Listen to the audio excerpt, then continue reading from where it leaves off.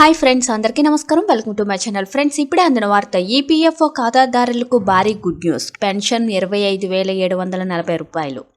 దీనికి సంబంధించిన complete details అయితే వీడియోలో చెప్పడం జరిగింది. వీడియోని పూర్తిగా చూడండి. వీడియో కానీ మీకు నచ్చినట్లయితే మన ఛానల్ని సబ్స్క్రైబ్ చేసుకుని అదేవిధంగా లైక్ చేయడం మాత్రం మర్చిపోకండి.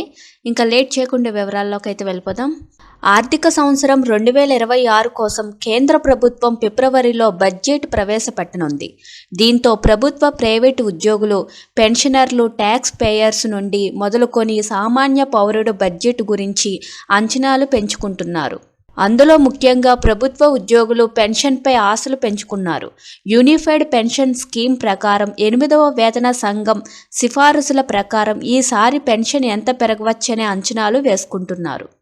మోడీ ప్రభుత్వం 8వ వేతన సంఘానికి ఆమోదం తెలపడంతో 1.2 కోట్ల సెంట్రల్ గవర్నమెంట్ ఉద్యోగులు, పెన్షనర్లకు ఈసారి ఉపశమనం కలుగుతుందని అంటున్నారు. 2025 బడ్జెట్ మరికొద్ది రోజుల్లోనే ప్రవేశపెట్టనుండడంతో ఉద్యోగులు, పెన్షనర్లు, కుటుంబాలు తీపి కబురు కోసం ఆశగా ఎదురుచూస్తున్నారు.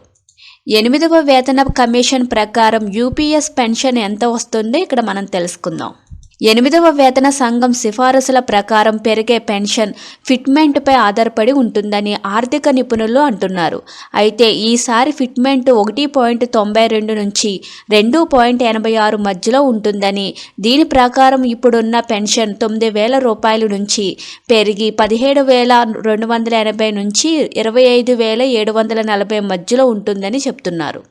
అనుకున్నట్లుగానే ఫిట్మెంట్ 2.86 వరకు పెంచితే ఉద్యోగుల జీతం, పెన్షన్ 186% పెరగనున్నాయి.